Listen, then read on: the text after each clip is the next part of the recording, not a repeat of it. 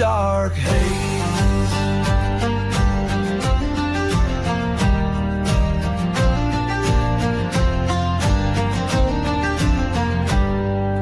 Ladies of the night with eyes of red, vampires in the alleys where good men dread,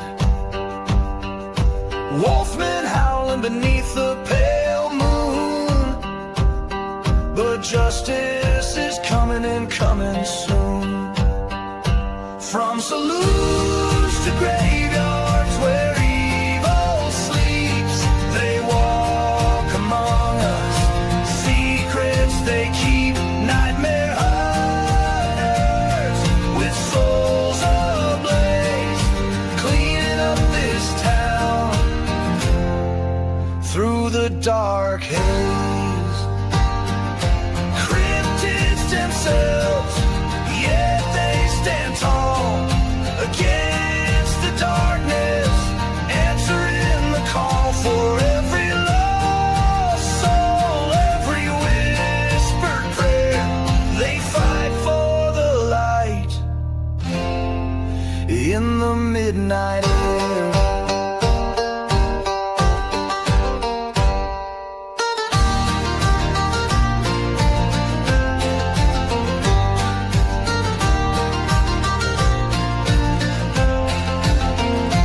From saloons to graveyards where evil sleeps, they walk among us. Secrets they keep, nightmare hunters with souls ablaze, cleaning up this town through the dark haze. The night is young, the hunt begins. For against the darkness where hope never ends.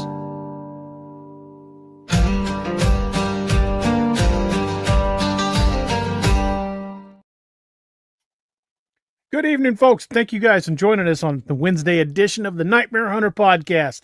You got the three guys in cowboy hats. Carrie Pocket Doc Davis is with us from a mountain of snow in the southern part of Colorado. And Robbie Rip Rains is here with us from the great state of South Carolina. And we've got a great show for you all tonight. You guys spoke and we listened. You guys were so happy with the Bigfoot show we did the other night of Bigfoot of the Old West. We decided to continue that trend with hauntings of the Old West. And when I started digging into this, I found so much material. Which, depending on how much of this we can actually get through, there may be a part 2 or even a part 3 because I found a lot of notes. So before we jump into that, let me see how the boys are doing. Robbie, Doc, how the hell are you boys? Wyatt, I am rolling. Doc, I am loving that vest. Robbie, how you doing, brother? I'm doing good. That's the first time you called me Rip in like a year. Well, it's been a while. It You was said that, I'm coming. like, who? Who's Rip?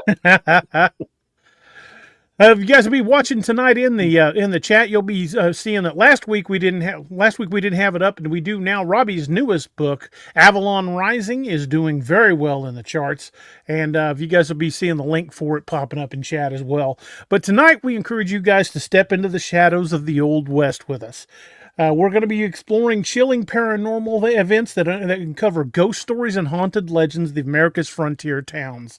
From infamous gunfight at the OK Corral in Tombstone, Arizona, to the cursed streets of Bodie, California. The tragic spirits of the Copper Queen Hotel and the violent echoes inside the St. James Hotel. Each episode blends history, folklore, and supernatural encounters into immersive storytelling. So we hope you guys will join us tonight as we start digging into some of the America's Old West haunted locations and the terrifying stories behind them.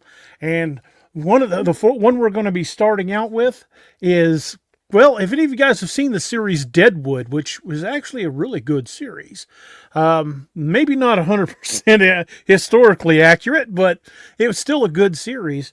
It takes place in a little town called Deadwood, South Carolina. And Doc has actually been there. And since Doc has actually been to that location, I thought I'd let him start us out by giving us a little history behind behind Deadwood, South Carolina. Deadwood, South Dakota. Sorry. Well, you said that, and I was like, I know. South I was like, Carolina. I just moved the whole damn thing east. Screw it. Way east. geographically east. Yeah. So Deadwood, South Dakota. Basically, it was a outlaw town from the get go, and it wasn't until and hey everybody, I said hey, how y'all doing? Deadwood was unofficially formed in 1876 when they found gold in the Black Hills of South Dakota. If y'all have never been, beautiful country, and it was in direct violation of the Sioux Treaty of 1868, and so. Back in June of 1876, they had a little dust up in Montana, the Battle of Greasy Grass, also known as the Battle of Little Bighorn. And during that time, I mean, all these folks, all these prospectors came flooding in, along with the things that needed to support prospectors: the hotels, the restaurants, the brothels, the saloons, everything like that. And Seth Bullock was one of the first early dudes to come in. Him and his partner Saul Starr, and Seth had been a lawman in Montana, and they set up a little hardware outfit there, selling all the accoutrement to the miners there. And so they had their little hardware store right there on Main Street on the corner, and it was there for years and years and years. It survived a couple of fires. Finally, when it burnt down, for the second time, they rebuilt a hotel there named the Bullock Hotel, and which is still standing today on the same exact spot and is quite the active location. Absolutely. Well, like Doc was saying, Seth Bullock built the hotel in the 1890s, and witnesses that have been there today still claim his spirit roams the building, especially near his old office. Guests have reported unexplained footsteps, cold spots, and the sensation of being watched. His ghost is said to be protective rather than malevolent, appearing when staff slack off or guests get unruly, as if he's still keeping order. Which I think is just absolutely freaking awesome. Doc, you have a story about that, don't you? I do.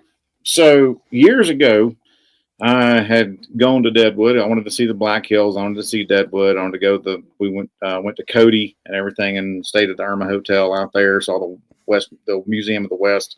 But while I was in Deadwood, stayed in the Bullock Hotel. I'd read about its history, and so.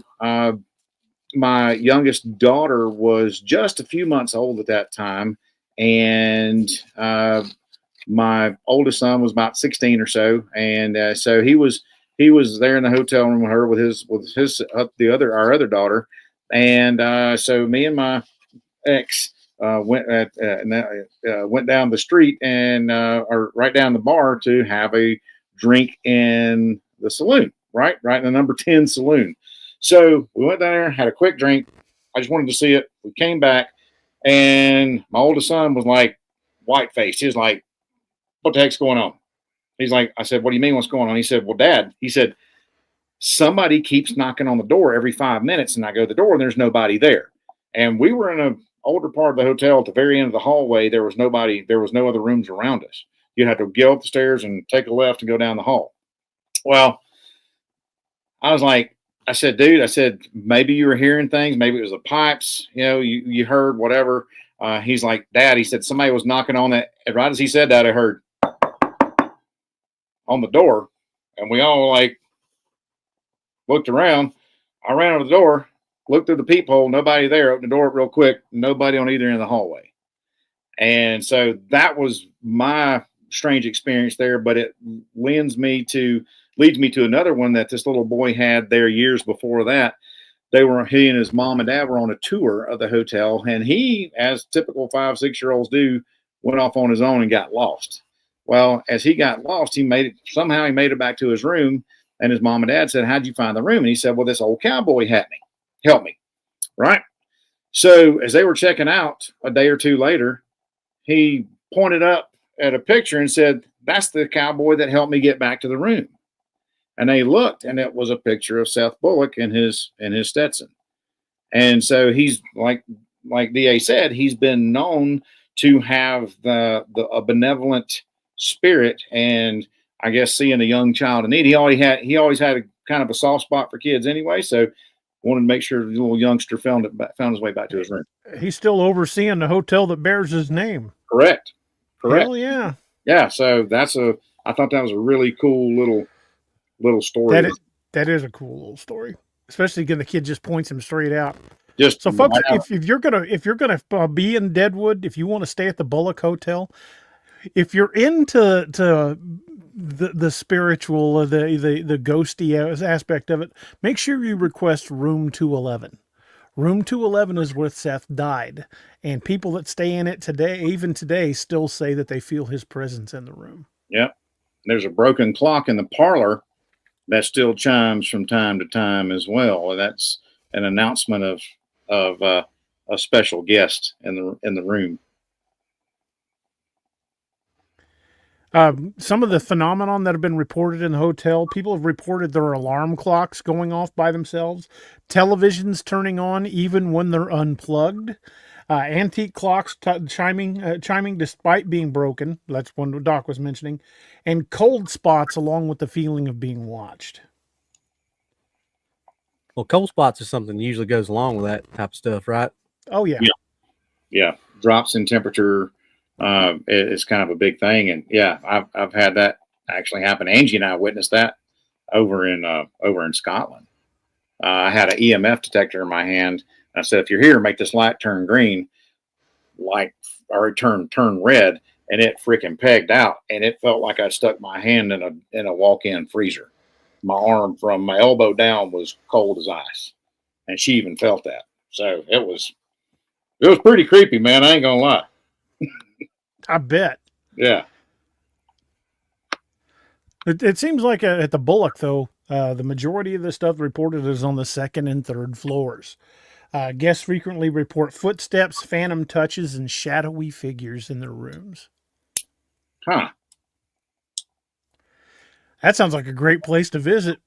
Dude, it was cool. I ain't gonna lie. I didn't have anything touch me, thankfully. Not there anyway. Not there. Yeah, not touched him in his no Correct. Robbie, since you're the one that isn't as into this subject as me and Doc, how about you just read the story? The sheriff still walks. All right, let me pull it up here. Sheriff still walks. Bullock Hotel, Deadwood, South Dakota, a town built on gold, grit, and gunfire. The streets once echoed the boots of lawmen and outlaws alike, and in the heart of the town stands the Bullock Hotel, an elegant sandstone building that has been seen more than a century of history. But some say its most famous resident never checked out. Seth Bullock, Deadwood's first sheriff, a man whose steely gaze could silence a saloon brawl. He built the hotel in 1895, a monument to order in the town of chaos. And though he died in 1919, guests swear his spirit still patrols the halls. Room 211, as DA was talking about earlier, a guest wakes in the dead of the night. The air grows cold. The chandelier sways, though there's no wind in the room. Footsteps echo in the hallway. Then he appears. Tall, broad-shouldered, eyes like steel, Seth Bullock himself standing in the doorway. He says nothing. He only watches, a silent sentinel, ensuring order even in his death. Staff claim that he appears when they slack off, as if reminding them to keep the hotel running properly. Guests report televisions turning on by themselves, broken clocks chiming, and the unmistakable sensation of being judged by a lawman long gone. The Bullock Hotel is more than a relic of the Old West. It's a place where history refuses to die, where a sheriff's duty outlived his mortal body, and where, if you listen closely, you may still hear the boots of Seth Bullock walking his eternal beat. That's pretty cool. Yeah, that's pretty cool. Yeah. And for those of you who are history buffs, I'm gonna say, man, and I know Robbie and DA both are history buffs. It is a cool town, lots of history there, and even though the number 10 saloon is not in the same spot, the other original one burned down, but the Bullock Hotel's in its same spot and has been there continuously since 1894. So That's a long time. that's a long freaking time for that. And they built it out of brick. That's why, because everything else, burned down. It was made of wood. So yeah, it's a freaking cool, beautiful hotel. Beautiful hotel. And it's one of those places that I'd definitely like to visit. Yeah, I would love to take Angie because Angie loves it and she's seen the show and everything. And as gritty as the show was, she's like, yeah, I'd like to go see it. It's got some cool history. Plus, you're not far from Mount Rushmore, so That's always a plus. Always a plus. Yeah, yeah. Beautiful drive. So, what do you guys think about that? What do you guys think about the Deadwood, South Dakota, and the Bullock Hotel?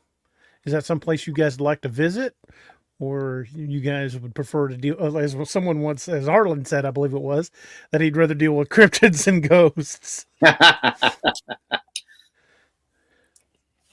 What do y'all think, chat? What would y'all like to go see? Maybe see Seth, because they said he could stare down a cobra. he had a pretty mean gaze, pretty intimidating. Had that gunfighter glare. That was the word on the street, man. And they said he could stare down a cobra. Had a big old black soup strainer mustache and didn't brook any fools. That sounds remarkably like someone else. Actually, several somebodies. I was going to say a couple of folks, man. Wow. Hey, thank you for the super chat, Sentinel. Thank you, brother. Appreciate Sentinel that. in the house. Holy smokes, man. Thanks, brother. Thanks, Sentinel. Dang. That is awesome. Thank you so much. Yeah, Curtis Murray said, I'd love to visit Deadwood and Tombstone. Man, if you get the chance, do it. I mean, it's history, and one of these days we're going to be gone. It's going to be gone, and it's pretty awesome. Pretty awesome. Brenda Sinning says, y'all come visit us here in South Dakota sometime. We'd love to. I'd love to come up there. There's a lot of places up there I'd like to go. I'd like to go to the Crazy Horse Monument. I'd like to go to Mount Rushmore. Yeah. I'd like to see all of that stuff. Well, if the show continues to grow and do good, then who knows what can happen. Yeah. That would be a great place to do a show from. I mean, because not only is we've got the incidences there that have been very well documented over many, many years at the Bullock, but you also have quite a few cryptid sightings in the Black Hills as well. That's true. So that area is rife with cryptid sightings. So yeah. Heck yeah. Angela Monroe said, "I'll take my chances with a ghost. I'll take my chances with a ghost. I don't think a ghost is going to eat me." I agree with that. I don't know. It depends on the ghost, I guess. Because we were just discussing this before the show. There are more than one type of haunting. There's the residual haunting, like you get at Gettysburg. You've got the intelligent hauntings, which I think the Bullock ghost is, and then you've got some that are just inexplicably violent, and I think those are more demonic than ghosts. Mm-hmm. Yeah. Yes, sir.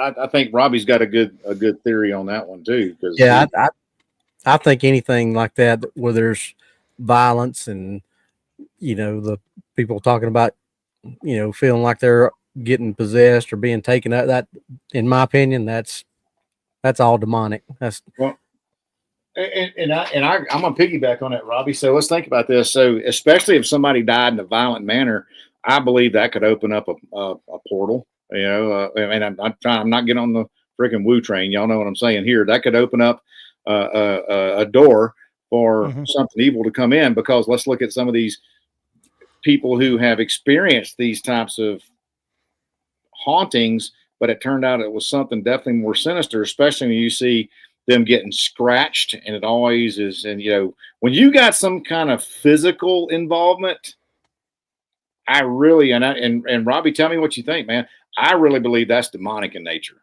Oh yeah. Well, yeah. In Tombstone, there's the ghost they call the Swamper that's been known to shove people downstairs. Is that Big Nose Kate's?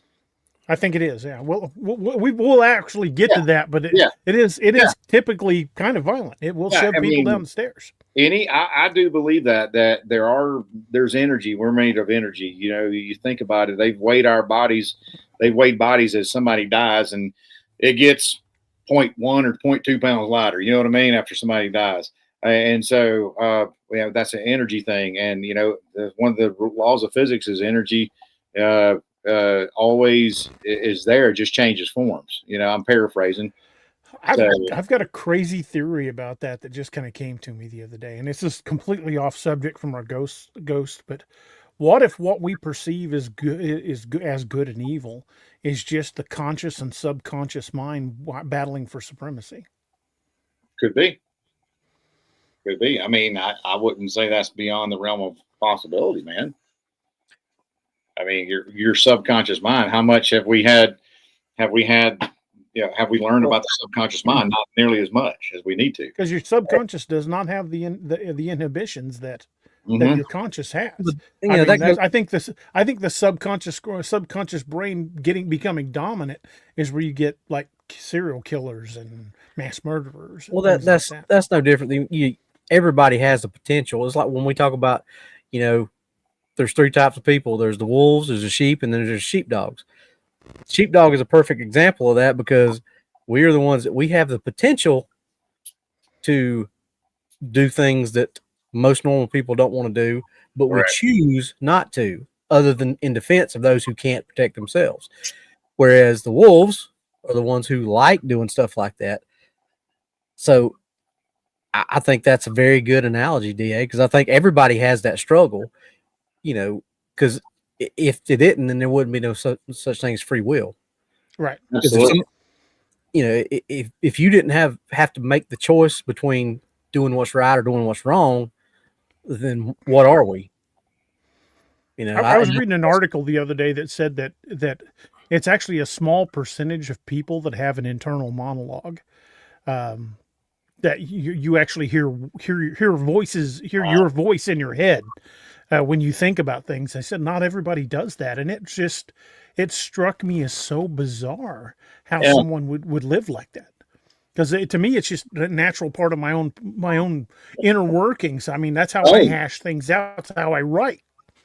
Mm-hmm. Dude, I was having a conversation myself today, and as I open the door up, there's Angie, and she's like, I hope I don't need to go take you to the doctor. You know, we joke about that stuff because she's like, dude, not only do I have an internal monologue, I got a jazz band. I got the history report from the 8th grade that I screwed up on. I got my memo list going on up here that I got to remember to do my wash. And so, yeah, it would be a very quiet place if my head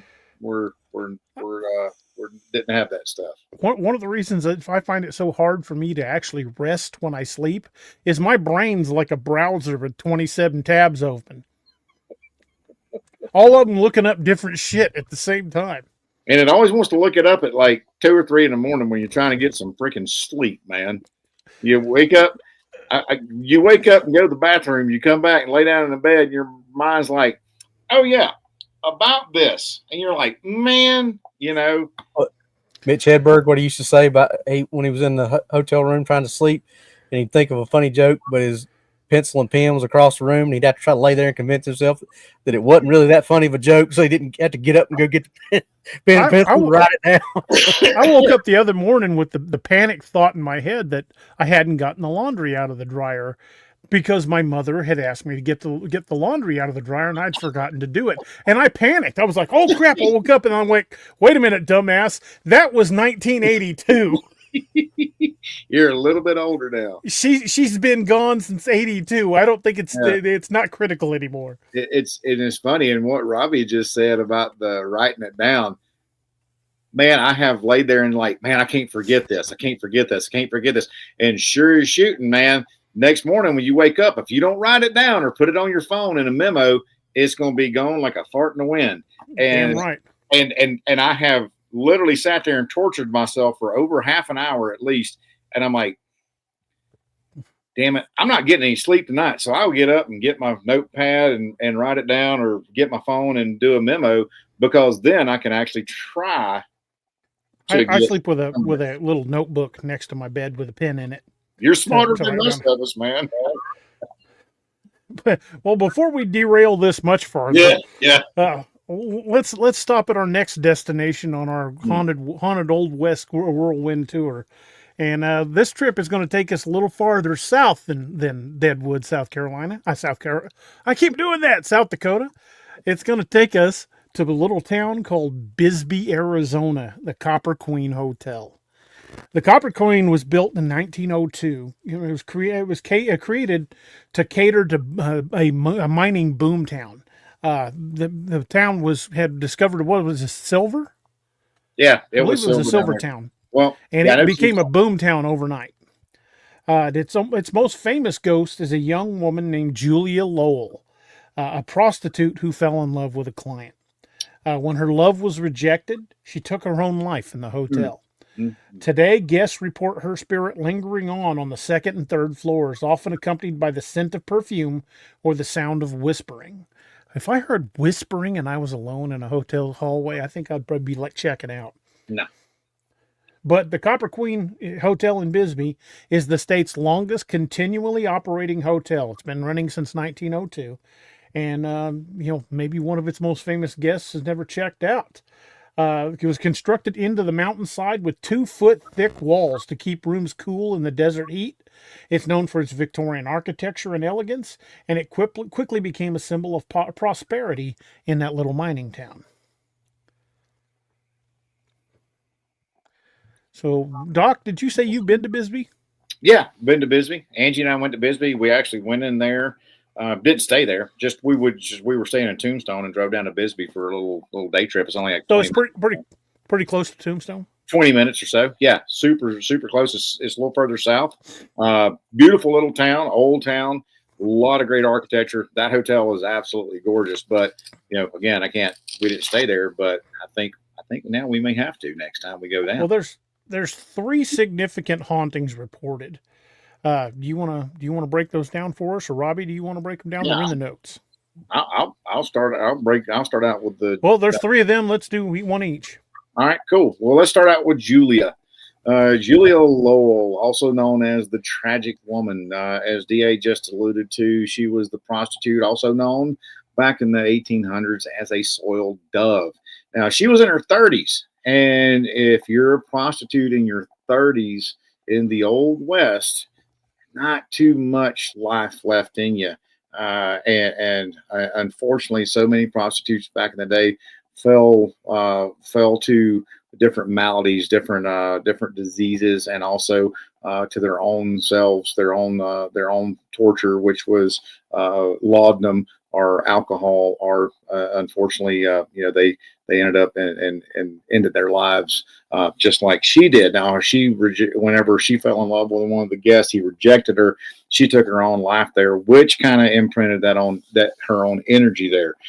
One of the big things that she does is she whispers in men's ears. There's no reports of her whispering in ladies' ears, but on the second and third floors, especially, they are reports of her whispering in men's ears.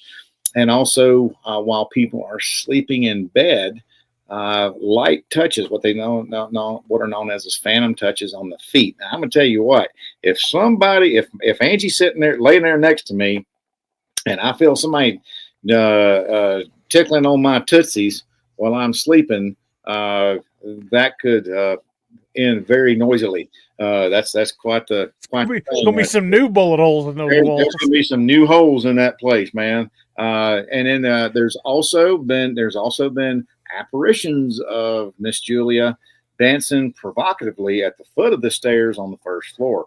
And there's actually, they have not specified which room she took her life in, but there is actually a room named the Julia Lowell room in her memory, which I think is pretty cool. Roxanne says, "What does she whisper?"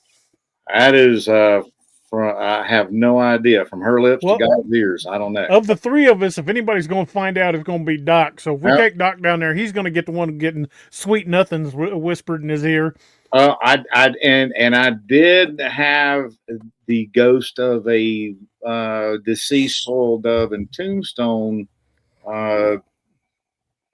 say I was pretty, and ended up I felt some weird phantom touches on my posterior during His gluteus maximus. during the Touched him session. not directly in the buttocks. You know, I got groped by a ghost, so which was pretty interesting. So yeah, so Miss Julia, it's a tragic story, it really is, because she fell in love with this guy, and in her 30s, she knew that's near the end, and there's nothing really much else she could do with her life at that point. Sadly, in those days, if you look at the history of it, and when she was rejected, she felt like she had no recourse but to take her own life. So it is a very tragic tale, So it's a Miss Julia Lowell. So if you ever go there, you want to stay in the Julia Lowell room.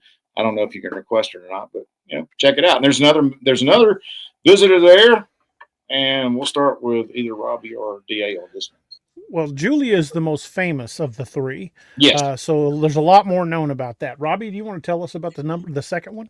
The Bearded Gentleman. Not me. Maybe one of them two, but not me. Don't call me a gentleman. You Don't call a insult me. gentleman. Well, I knew I wasn't, so I knew it wasn't talking about me. You take that back. An older man with long hair. Well, that definitely puts me out of the running. Doc, it's got to be you. You got the longest hair of the three of us.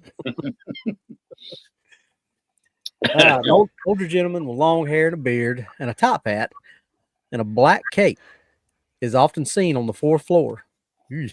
When I hear black top hat and a cape, why do I think?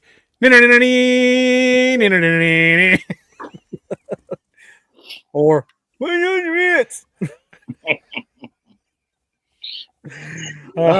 his presence is accompanied by the smell of cigar smoke. It is Doc. Yeah, see, I told you, Doc. He appears in doorways or as a shadow drifting through rooms. It's Count Docula. That's it.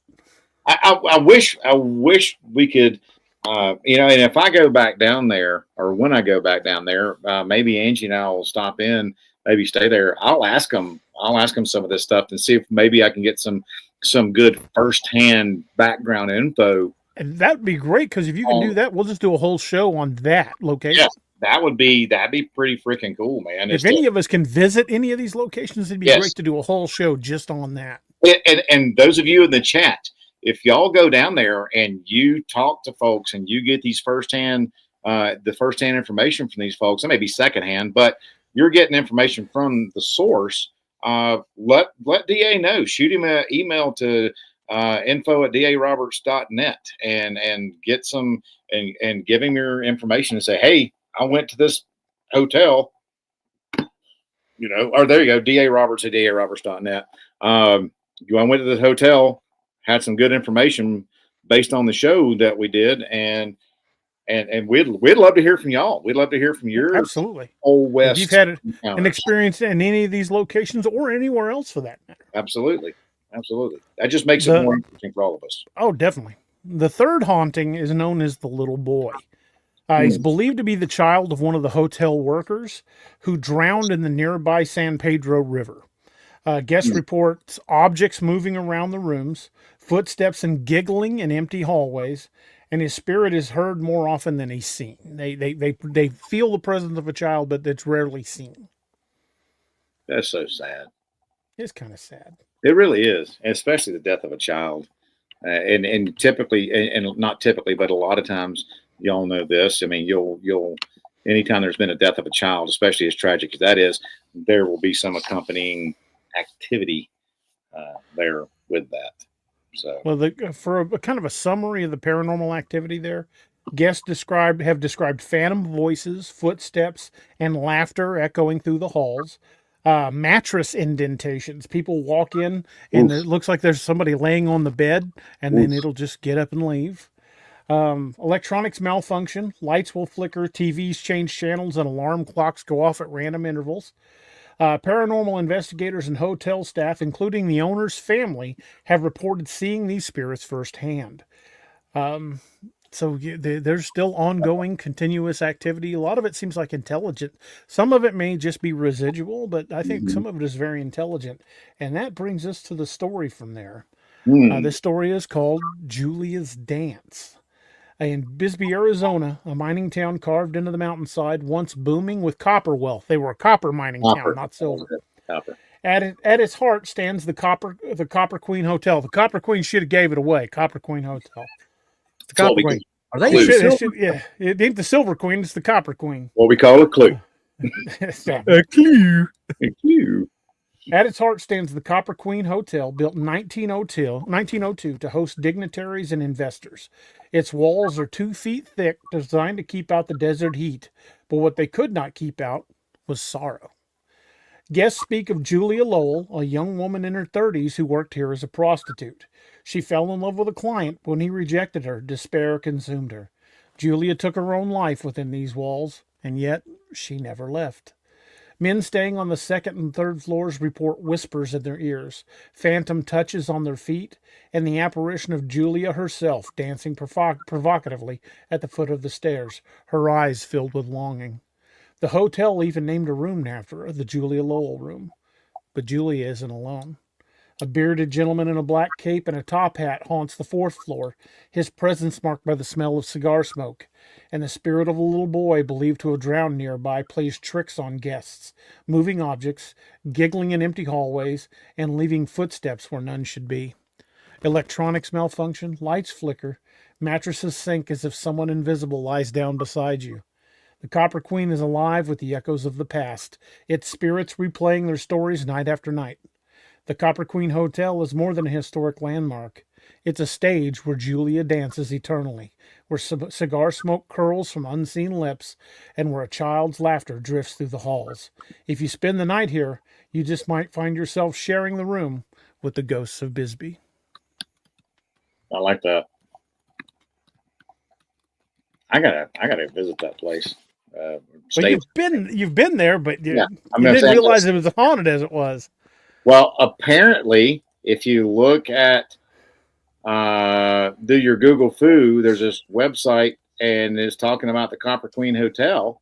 It says Julia Lowell was heartbroken and took her own life by hanging herself. Here we go. This is the question. Room 315. Wonder if that's the Julia Lowell room. That's what they say is named after her. So now we know that. And if you're going to stay at the Copper Queen, if you're interested in this sort of thing, room 315 is the room for you. That is correct. I'm telling you, if I'm laying in bed and I see an imprint of someone lay down next to me, yeah, it's going to be exit stage left. That happened at Angie's. When Angie's living in her aunt's house that she took care of. Imprint in the bed. Felt like somebody sat down right there. Bloop.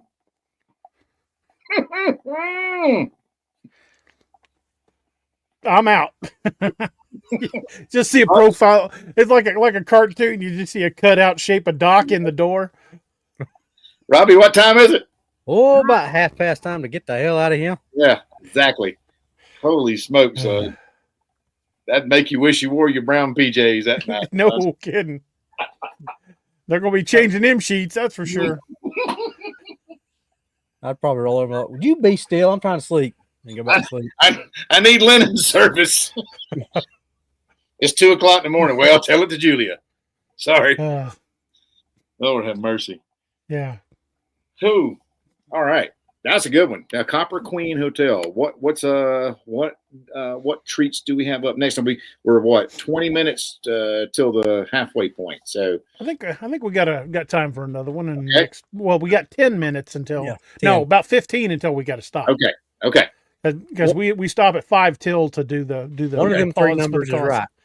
Yeah, 5 till. The number is 5 till. So we got 15 minutes. Okay, I could. Robbie, do you want to start us on our next destination? The Bodie Ghost Town in California. Once a thriving gold mining town, Bodie is now preserved in a state of arrested decay.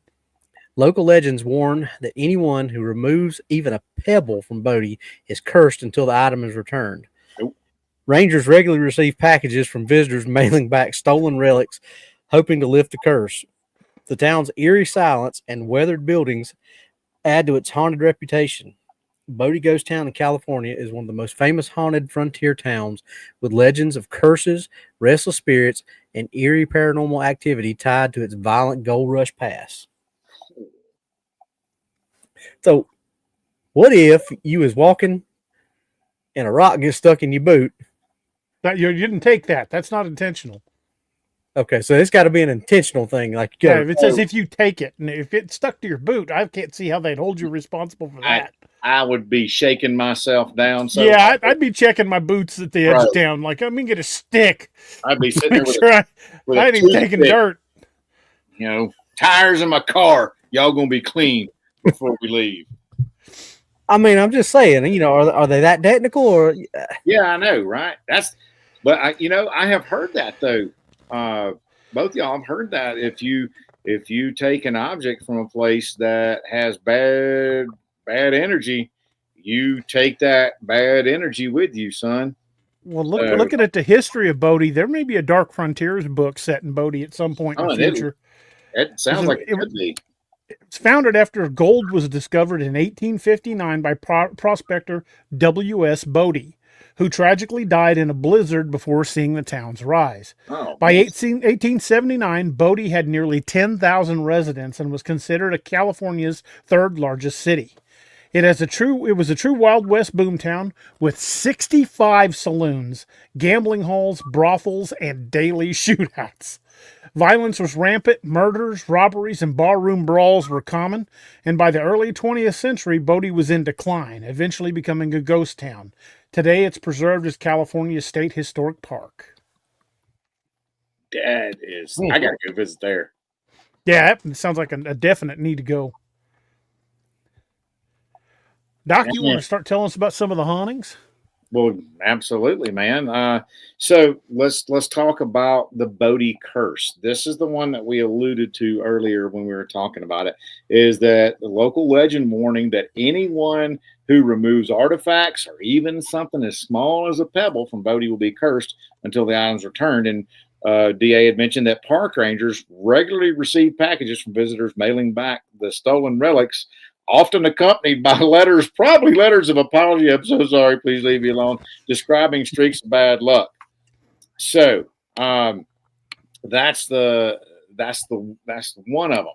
Now the other thing they're talk about is the restless spirits that are observed there. With the violent past that it had, it's to be expected there's going to be something going on there. So people report strange noises and unexplained shadows and ghostly figures wandering around the streets, and even people peering from these abandoned buildings because, as Robbie said, it's in a state of arrested decay.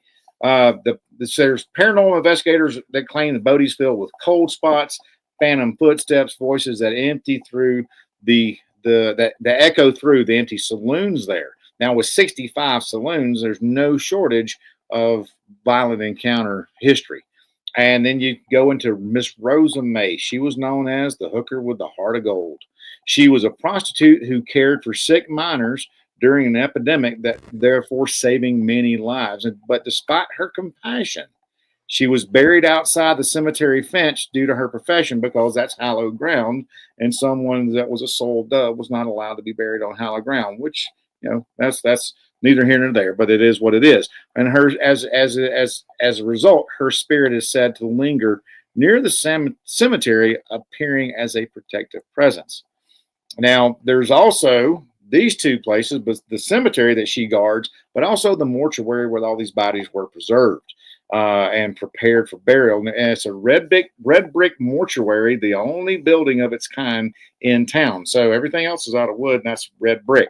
So they report that there are apparitions among the graves and a very heavy, tense, oppressive atmosphere. So those are some of the things that we're talking about with Bodie. And then there's even this thing called the Curse of Bodie. You want me to read that? Well, sure, why not? I will. Go for it. So we get into what is called the Curse of Bodie. And so it says, high in the Sierra Nevada lies Bodie, California. Once a booming gold mining town, it was a home to nearly 10,000 souls in the late 1800s. 65 saloons lined its streets. Gunfights, robberies, murder, and vice were daily affairs. Bodie was a town of greed and violence and fleeting fortune. And though the mines collapsed and the people left, Bodie never truly died. In its state of arrested decay, its weathered buildings stand silent, its streets empty. But visitors say the town is far from lifeless.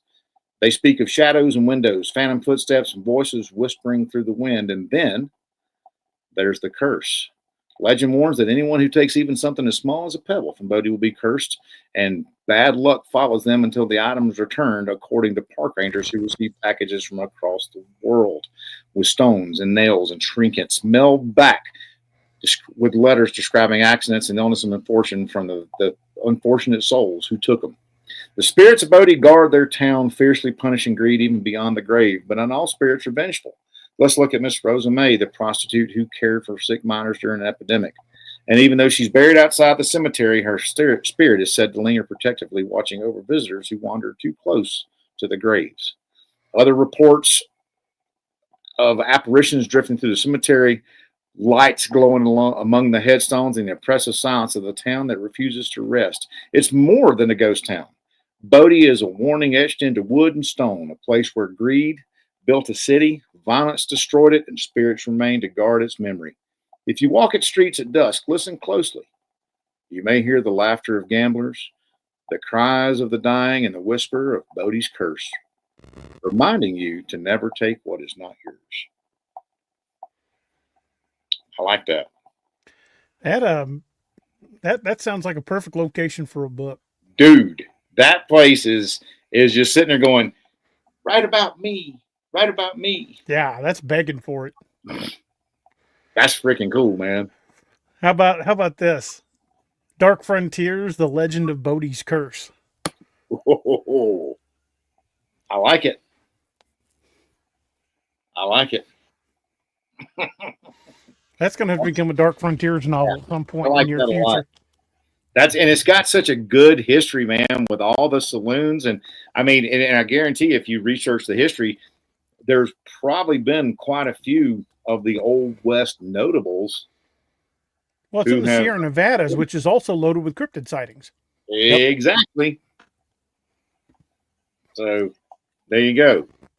Because it's about time for the boys to go back to the beginning. Back to the Old West. Yeah.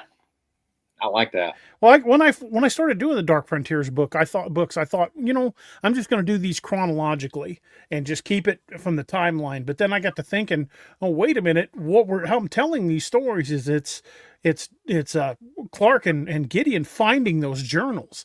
I said, there's no guarantee any of those journals are going to be found in order. Man, the potential, there's so much room for activities, Robbie. So much room. I've already got plans for them to meet Sam Clemens. That's got to happen. I mean, that's a Missouri icon, and it starts in Springfield, Missouri, so they got to meet Sam Clemens.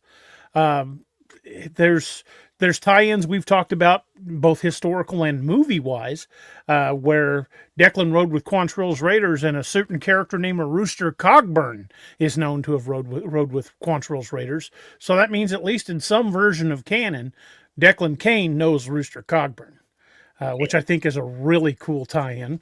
Although I might get in trouble for calling him Rooster Cogburn, I might just say my old friend Rooster. And Josie. And Josie Wales. Josie Wales rode with Quantrill's Raiders. Sure did. Yeah, Lima, Mike Foxtrot, and Margolin takes a pebble. Hence 2 books. I like it. Margolin would be trying to bang the hooker with the heart of gold. He would. He would. Do you think we could use a Ouija board to get it on? Margolin, shut up. Oh, Lord. Yes, sir. 5 minutes, DA. Okay. You got 4 minutes until we gotta take a pause for the cause. But yeah, I've got plans for the wild hunt, not wild hunt, the Nightmare Hunter boys to meet up with Teddy Roosevelt because I've already mentioned they know him. There's Sam Clements. There's a lot of historical figures, and even in the newest one, Devil of the Absarokas, I mentioned that the Nightmare Hunter clan was at the very first Buffalo Bill Cody's Wild West show. And Arlen, Billy's already made his appearance. Yeah, a couple of times actually. And also, Wild Bill acted in the Wild Bill's, Buffalo Bill's Wild West show. Yep. Mm-hmm. And so did some of the Native American chiefs too. That's right. Didn't Sitting Bull didn't he? Or was it? I think for a while, yeah, I believe so.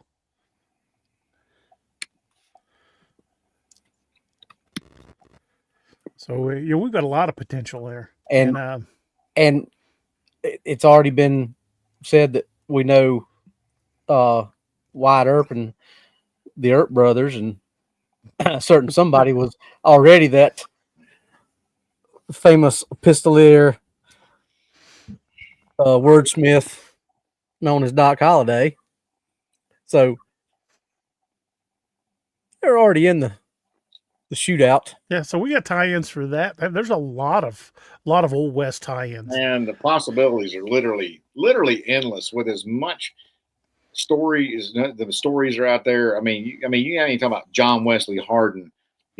All those cats. I mean, Bat Masterson. What what happened in Dodge City? Plus, what happened in Coffeyville, Kansas? Yeah. Pat Garrett, Billy the Kid, the Dalton gang, But then, think about now the European tie-ins we got, because we've already established that they were in World War II. Well, we know Ramsey was, so we got plenty of tie-ins where we, World War I and World War II. You could bring up who was the dude from Tennessee in World War I? Gary Cooper, Sergeant York. Sergeant York, Alvin York, and then you got World War II. You got Audie Murphy. You got the boys from Easy Company. My Lord, man. All kind. Yeah. Jesse and Frank James. You'll if you read the Dark Frontiers, you'll. Yeah. They're already a pretty big part of the Dark Frontiers. We're not going to get into that. I preached to them a little bit. So. We ain't seen the end of Frank and Jesse, because if you guys remember from Demon Apollodoro, they were still around. They didn't die at the end of that book. So guess who takes care of the ranch while the boys are out hunting? Man. We got about a minute until we've got to pay some bills. So I tell you what, let's go ahead and take a quick pause. Folks, if you need to refill your cup of coffee or whatever it is you're drinking tonight, be a good chance to run and make a quick fill up while we pay some quick bills. And we will be right back, and we will be stopping at our next stop along the paranormal highway of the Old West. And we will see you guys in just a few minutes. Race, take her away, sir.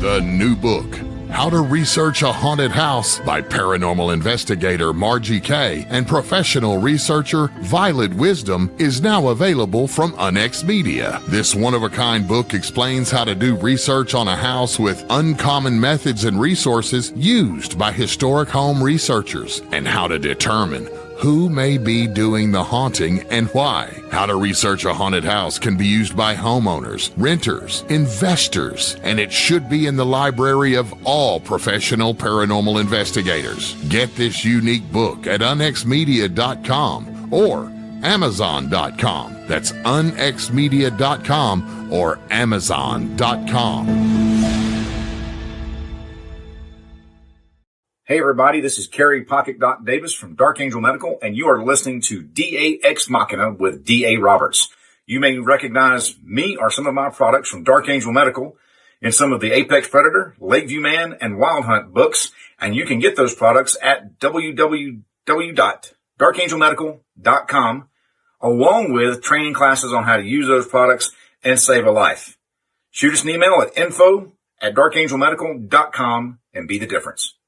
The Unx Network presents a health and wellness spiritually based brand of hemp-derived CBD products made by Hopewell Farm in Harrogate, Tennessee. We apply our Cathara energy work with all of our plants and products. Our products made in small batches with only 2 ingredients of pure hemp, full-spectrum crude oil, and coconut-derived MCT oil. Third-party lab tested for potency and legal THC levels with 6 strengths of 1 ounce oil to choose from. Know what you're buying and get what you pay for from Hopewell Farm. Applied directly to a specific area, Hopewell Farm topical salve in 1 ounce and ½ ounce sizes made with pure hemp crude oil, comfrey extract, and all natural ingredients. Find the Hopewell Farm link and coupon code on the Unx Network website at unxnetwork.com. That's unxnetwork.com.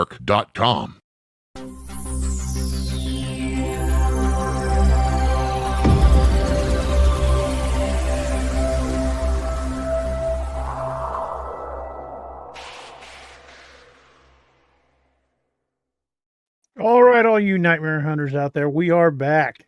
And our next stop along the ghostly trail of the Old West lands us in a little town called Cimarron, New Mexico. Doc has recently been there. I lived a few miles from this place when I was a kid. Well, I wouldn't say a few miles. It was an hour or so drive, but I lived fairly close to this, and we went to this many times. It is called the Old St. James Hotel. And Doc, since you've been there more recently than I have. Why don't you take us on this little stop along the historical route? And I'll when Doc's done, I'll tell you guys the story on how Cimarron Canyon and the town of Cimarron got its name.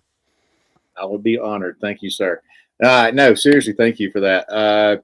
So the St. James Hotel in Cimarron, I learned about this through reading some stories about it, and I asked DA about it. He's like, yeah, man. He said, I've been there many times. Louis L'Amour once stayed there. Yeah, I mean, and it's a tiny little hotel, tiny little town. If you blink, you're going to miss it.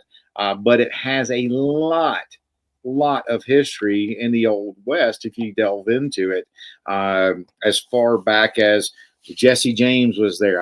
Me and Angie stayed in the Jesse James room. Guess who he met there?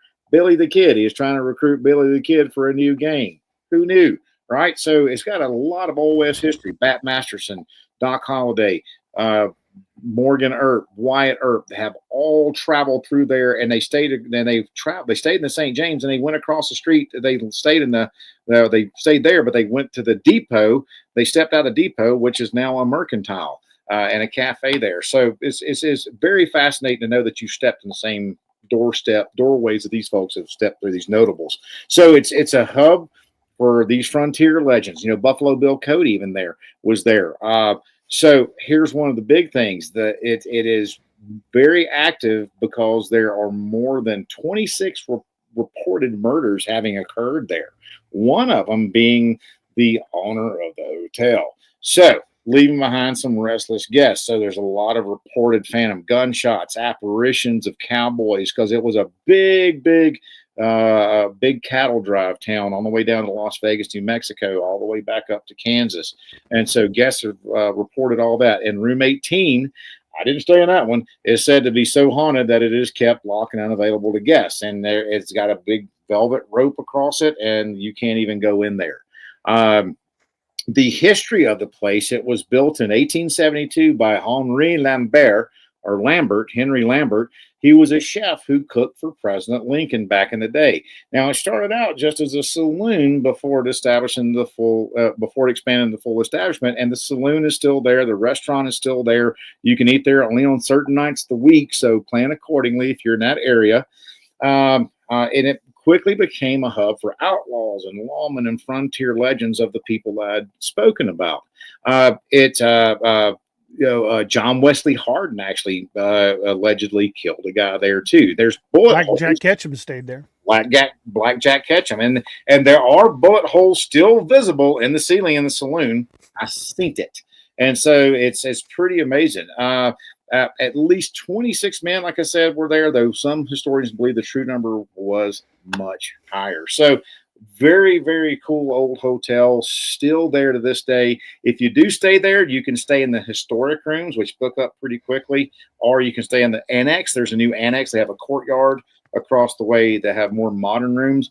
Honestly, if you don't want to stay, if you want to stay in the old area, that's cool. I would recommend staying in the annex because the beds that are there, man, Angie's 5'1", I'm 5'6", and you got to have a freaking step ladder to get in it and a freaking parachute to get out of that freaking bed in the middle of the night. Those beds are very tall, very hard, and extremely narrow. Now, we're not big people, but there was no elbow room. That's all I got to say. So, cool hotel. Nick Borer says, "Hey, Doc, have you eaten there, and was the food good?" That's what I'm saying, man. Yeah, the night we stayed there, I want to say we stayed there on Wednesday night before we headed down to Tombstone the next morning on Thursday. I believe they're closed on Tuesday and Wednesday nights, as freaking luck would have it. So that's the thing about it. I've heard it's really good food. Angie and I've actually talked about, it's only 3.5 hours from the house. So we've actually talked about going down there for a long weekend and just spending the night there, having dinner. You could do a long weekend, 2 nights at the Eklund, 2 nights at St. James. Yeah, and we'd actually talked about doing that. And because the Eklund still serves excellent food, and from everything I've heard, the food there is top notch. And the saloon is absolutely awesome. I mean, like John Wesley Hardin killed a dude there, and John Wesley Hardin killed someone? No. I know, right? He killed a dude there. The saloon keeper was upstairs, heard the gunshots, came downstairs. The saloon was completely pitch black. Everybody had skedaddled. Nobody was around. So he's like, all right, whatever. He went back upstairs. The next morning, he was opening up, sweeping everything up, and found the dude dead over in the corner. so yeah, pretty cool. They laid there for hours. Yeah, he was pretty stiff by the time he got there. He was a stiff, but yeah.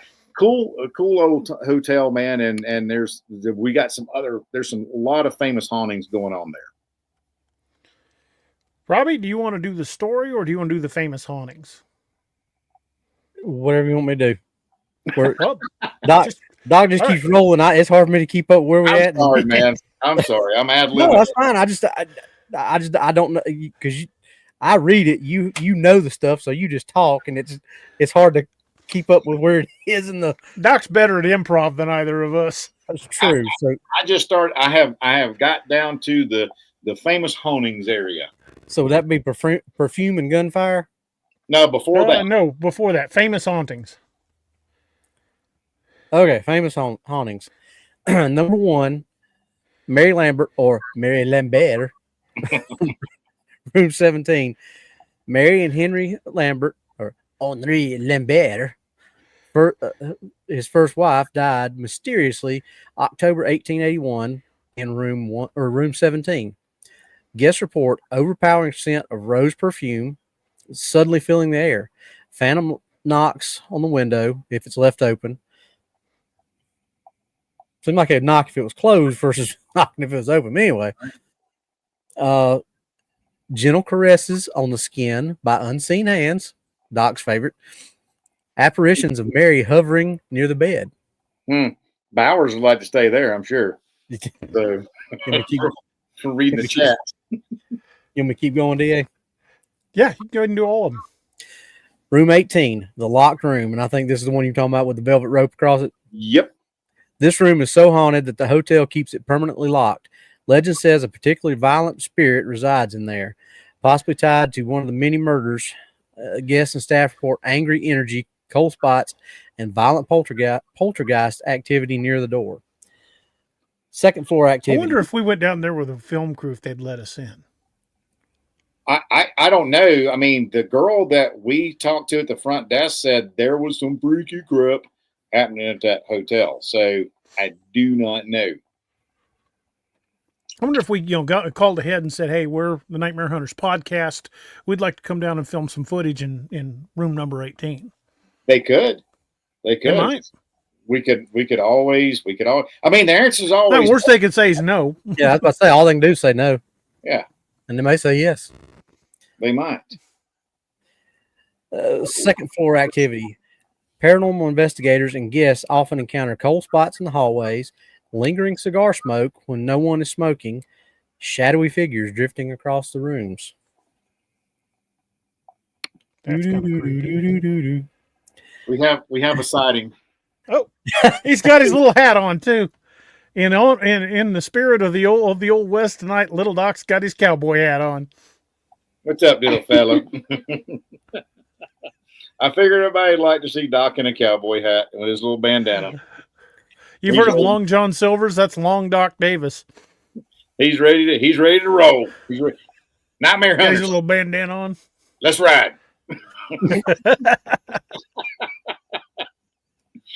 He ain't spoiled at all, y'all. No, not at the slightest. He's like, give me my mama back. Yes, I'm done with you. All right. I have. Doc, what's that, Robbie? I was going to say, all right. I have seen my people, my patronage. Exactly. My adoring fans have had their glimpse. Doc, you want to tell us the story? Man, yeah, I'd love to. It's the title of this little tale is called Perfume and Gunfire.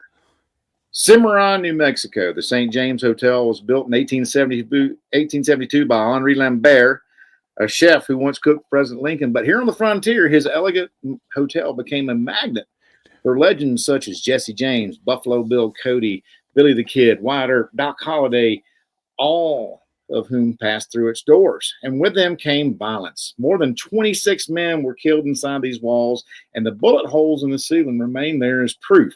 However, the dead did not leave. Their spirits are linger on, and none more famously than Mary Lambert, Henri's, I'm going to say Henry, I don't parlez-vous the Francais, Henry's first wife, who died mysteriously in room 17. Now, guests who stay in her room report the sudden overpowering scent of roses, phantom knocking that rattled the windows if it's left open, and sometimes a gentle caress brushes their cheek.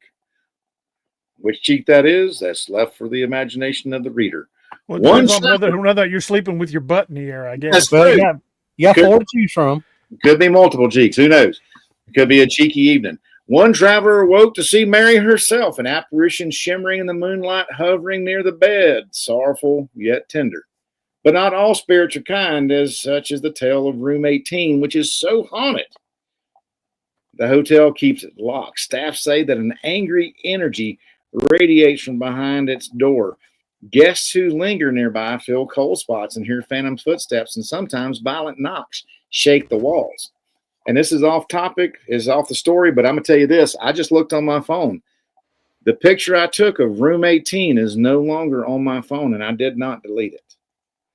So, shadowy figures. That's freaky. I took a picture of the doorway with that rope going across it. So shadowy figures drift across the second floor, and phantom gunshots echo throughout the saloon as if the outlaws of Cimarron are still fighting their final battles. The St. James Hotel is more than a relic of the Old West. It is a mausoleum of frontier violence where every bullet hole tells a story and every spirit lingers in sorrow or rage. If you spend the night here, you may find yourself sharing the room with the ghosts of Cimarron. There's something that this didn't cover. There's a painting at the first floor landing. They call the ghostly cowboy. It's a landscape photo, and for the last 50 or so years, there's been the ghostly image of a cowboy slowly appearing in the picture that was never originally painted into the picture. It just keeps slowly getting more and more solid over the years. Yeah, when I was a kid, you could barely see it. Let me see here. Dude, y'all want to hear something even crazier? What's that? Not a single picture I took in that hotel is on my phone. There's 2 pictures from the Mercantile across the road. But so all your St. James pictures disappeared? Dude, every single picture. I'm looking on my phone right now. Every Holy crap. blessed picture I took there is not on my phone. That's crazy. That Thanks, is Simon Monkey. nuts. Bro, I'm going to ask Angie if she's got some. That's.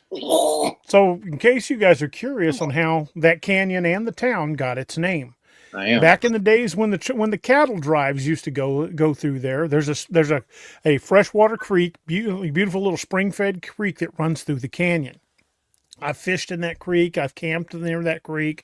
I've been all over that area. And there's a scouting ranch near there called the Philmont Scout Ranch. If you were ever in Boy Scouts, you'd probably heard of it. But it was donated by the Phillips Oil Company to the Boy Scouts of America, and it's a ton of land. Kit Carson has an old house not too far from there. It's right just outside Cimarron, over by the Philmont. But when the cattle drives used to go through there, they laid up for a few days to let the cattle, drink their fill and to eat and graze, because you can't push the cattle too far too fast or they'll start dying on you. So they were going to lay up for a few days to give the cattle time to rest. And during that time, the cook put on a great big pot and was trying to boil beans to feed the cowboys. Well, I don't know if y'all know too much about how altitude works, but above a certain altitude, water will not boil. And he tried for 3 days to get that water to boil. And all the time, it never would come to a boil so he could finish cooking those beans. And according to legend, when that cattle train was pouring out, that cook left the pot, the beans, and the fire going. And as he walked away, he cursed the pot and said, "Simmer on, you bastards, simmer on." I like that. And that's supposedly how that canyon and the town got its name. I like it a lot. Not too far from there, at the other end of the canyon, is a little town called Red River, New Mexico. And Red River has an outpost, an old outpost there, where the owner of the outpost back in the 1800s would waylay people who were traveling alone, kill them, bury them beneath the outpost, and sell their goods in the store. And when they found out what was going on, not only did they hang him, they put his head on a pole in the town square to warn people not to do that crap. Ooh. Yeah. But this next stop on our little haunted journey is kind of near and dear to me, because when I was a kid, my mother was always fascinated with the state of New Mexico. My grandmother lived there when she was a little girl. She told me, my mother grew up on stories of the Old West, because my grandmother actually came back to Missouri from New Mexico in a covered wagon. Yes, my grandmother was pretty old. You wouldn't think it to look at me, but my mother was actually born in 1928, and my grandmother was born just shortly after the turn of the century. In fact, she once worked for a lady as a seamstress who ended up dying on the Titanic. So my grandmother was born back when predominantly most people still moved by horseback. And she talked of stories of coming through New Mexico in a covered wagon. And my mother always wanted to go there. And when 1975, when my dad lost his job at the steel factory in town, Mom talked Dad into selling the farm, and we moved to New Mexico. And we lived down there till after Mom died. Mom died in 1982. So we lived down there for about 8 years. And so we came back, and we brought Mom home, but we lived down there for a number of years, and I really enjoyed the place. I fell in love with the scenery and everything. It's a beautiful place. But right there in the little town I lived in, a little town called Clayton, New Mexico, it's just kind of a crossroads. If you go out one direction toward Raton, in about an hour you'll be, well, it's actually a little farther than that, but an hour and a half, 2 hours, you'll be in Colorado. If you go north out of town, 10 miles, you're in Oklahoma. If you go east out of town, 10 miles, you're in Texas, at a little town called Texline, Texas. But if you go south, it's going to be a few hours, but you will eventually get to Roswell, New Mexico. So it's a little crossroads town right in the middle of nowhere. There's a canyon a canyon outside of town called Apache Canyon, and a huge battle was fought there with the cavalry. And when the Apache chief, whose name was Rabbit Ears, was killed, he was buried in one of the air burials, the not pyre, but what am I looking for, Doc? Sky burial, I believe they call it. Sky burial, yeah. He was supposedly buried on a mountain just outside of Clayton, New Mexico, which still bears his name. The mountains are called Rabbit Ears. They're two peaks, one larger than the other, and I've climbed both of them. But in that little town of Clayton, New Mexico, is a hotel called the Eklund Hotel, which has been there since the Santa Fe Trail went through. Yep. And the Eklund was, like I said, it's been there a while. It was founded in 1892. But stories say was there even longer. It became an official hotel, but I think it was just a bar before then. The Eklund began as a mercantile before becoming a sandstone hotel, saloon, and restaurant. Its walls still bear bullet holes from saloon brawls. The hotel was a hub for frontier life. Gunfights, celebrations, and secret romantic rendezvous all unfolded there, leaving behind a charged atmosphere. Stories talk about the ghostly maid of a woman named Irene who haunts the hotel. Guests in room 307 report creaking floorboards, strange faces appearing in the wallpaper, and even phantom touches. One guest claimed her migraine was soothed by a gentle caress during the night. Her husband swore he hadn't touched her. And then, of course, there's Clayton's most famous resident, Blackjack Ketchum. Blackjack Ketchum was an outlaw. He was a train robber. Man, I don't even know how many men was attributed to him being killed, but he was an outlaw. But he was something of a modern day, well, not modern day, but he was something of a Robin Hood of his time. He founded a boys' ranch in Texas to help youths who young men who had no other place to go, and he funded it by robbing trains. In fact, that ranch is still there. And it still helps young kids, troubled youths. But he was known for giving money to people, but he was a brutal outlaw. They actually caught him near Clovis, New Mexico, and that's in Union County, New Mexico, and Clayton is the county seat. So they hauled him back, and that's where things take a turn for the weird, because this is the only time this ever happened in the Old West. Mistakes were made when they hung Blackjack Ketchum. The gallows was correct. I could take you right to the spot. It was right outside the old courthouse there in Clayton. The gallows were constructed improperly, and the rope, well, she was about 4 feet too long. Oh, And when they dropped him, his head came off. Said it rolled right out into the crowd while his body lay on the ground kicking. His grave's at the little cemetery right there in Clayton. I've been to it. Really? Mm-hmm. But he was tied to the Eklund, did a lot of business there. And they say his ghost still wanders the Eklund. Huh. Dang. That's horrible. Yeah. You can guarantee that he died in pain. Yeah, because they say when your head is detached, it still experiences, your brain is still active, 3 minutes? Something like that, yeah. Something like that, yeah. I wouldn't. So he was conscious. His brain was conscious for. Instead of breaking his neck clean and severing his spinal cord right there at C1, C2, it just popped his head off. Just came straight off. Lord have mercy. They used too long. The gallows were improperly constructed, and the rope was several feet too long. That's a bad hangman right there, because they're supposed to do a calculation with the body weight and the length of the drop and the length of the rope that they need to pop that neck. God. Well, usually it was the other way around. Their neck didn't break and they ended up strangling to death. They had strangled for 20 or 30 minutes before they finally died. Mm-hmm. Now, like Tom Horn, I visited his grave out in the Pioneer Cemetery out in Boulder. That's what happened to him, right? Yeah, he struggled, man. Yeah, it was horrible.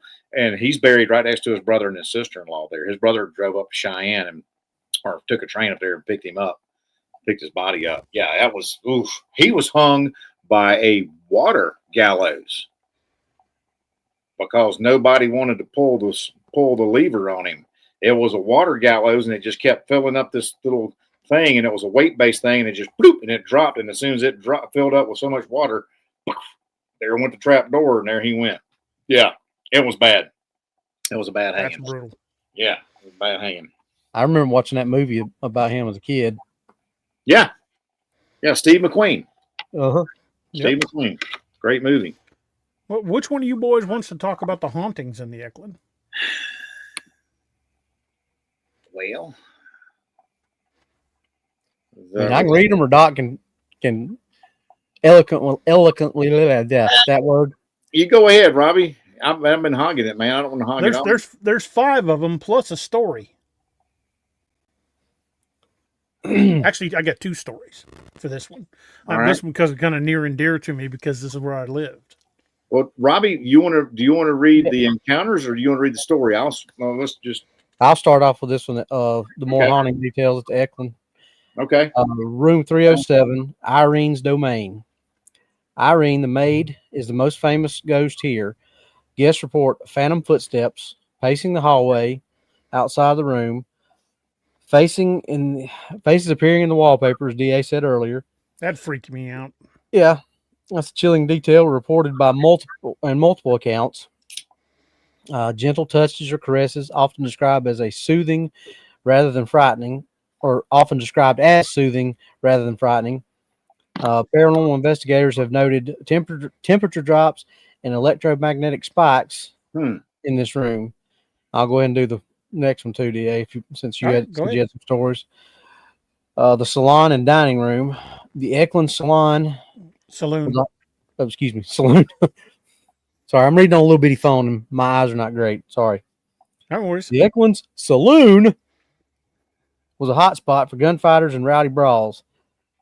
Staff and patrons have reported glasses moving on their own behind the bar, phantom piano music playing faintly, even when there's no one sitting at an instrument, and shadows crossing the room that vanish when approached. Doc, you want to take the rest of those? Yeah, man. So you got Blackjack Ketchum's connection. So you missed the staircase. You're down one. You're down one. Bad. So the staircase prior to Blackjack Ketchum, this grand staircase is said to be a paranormal hotspot. Guests climbing late at night often feel a hand on their shoulder or hear whispers urging them upward, which would definitely increase my velocity. Some claim to see apparitions in period clothing ascending or descending, only to fade away. Now, we're moving on to Blackjack Ketchum, and he was executed in Clayton in 1901 after a botched hanging that decapitated him.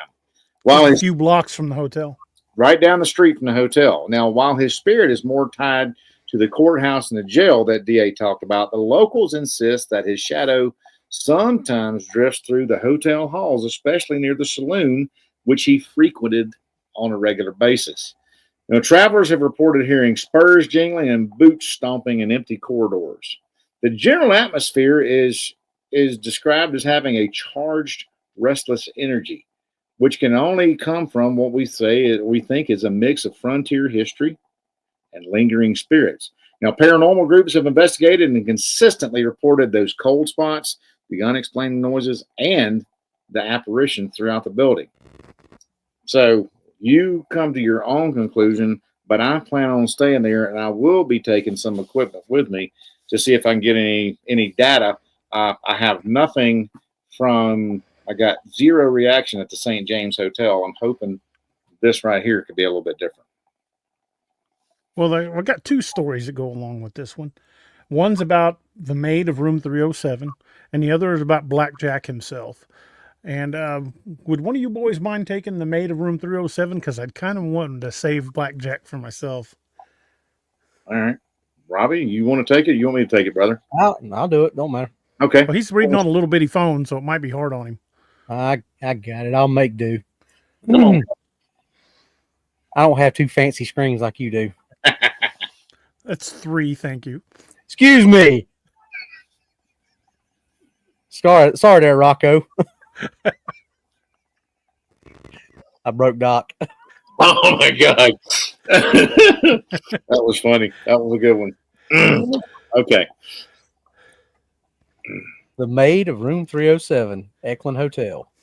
Clayton, New Mexico, a frontier town where outlaws, lawmen, and weary travelers once crossed paths. At its heart stands the Eklund Hotel, built in 1892, a sandstone monument to the Old West. Its saloon still bears bullet holes from brawls long past, but the most enduring mark left here It is not in stone or wood, it's in spirit. Room 307, guests speak of a maid named Irene who worked here more than a century ago. Some say she died in this very room. Others whisper she was bound to it by sorrow. Whatever the truth, her presence lingers. The traveler lies awake, staring at the patterned wallpaper. Suddenly, the design ripples, shifting into the outline of a woman's face. Footsteps creak across the floorboards. A gentle hand brushes his forehead, easing his pain. He whispers thanks, but no one is there. Irene is not cruel. She comforts the sick, soothes the weary, and tends to her guests as if the hotel were still alive with frontier bustle. Yet her presence is undeniable. Staff report shadows moving in empty halls, guests feel phantom touches, and investigators record sudden drops in temperature. The Eklund Hotel is more than a relic of the Old West. It's a place where kindness lingers beyond death, where a maid's devotion outlasted her mortal years, and where, if you spend the night in room 307, you may find yourself cared for by Irene, the eternal hostess of Clayton. I like that. And the Blackjack Ketchum tie-in, of course, he was executed. He was hung in Clayton in 1901, but for years before that, he was a regular patron of the Eklund. Thomas Blackjack Ketchum was one of the most feared outlaws in the Southwest, a train robber, a gang leader, and a reputed killer. More than reputed, reputed that it was lots, but nobody may ever know the exact number. But after years of evading justice, he was finally captured and sentenced to death for attempting to rob a train near Folsom, New Mexico. On April 26, 1901, Ketchum was hanged in Clayton, but the execution went horribly wrong. The rope was too long, and when the trapdoor dropped, he was decapitated instantly.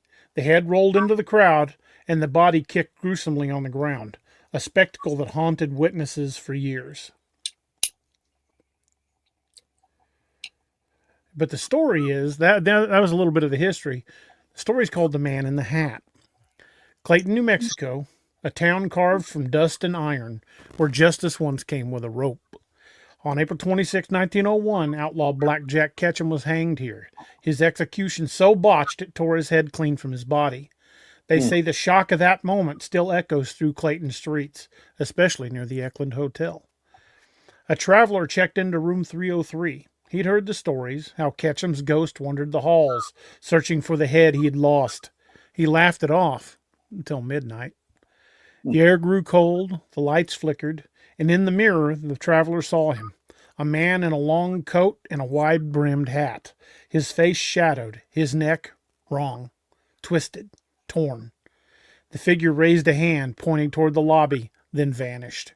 The traveler followed, down the stairs, past the saloon, to the photo on the wall, a photo of Blackjack Ketchum moments before the drop. The same hat, the same coat, the same stare. Some say Blackjack's spirit lingers not out of vengeance, but confusion. A man robbed of his final breath, his final dignity. And if you stay at the Eklund Hotel, listen closely.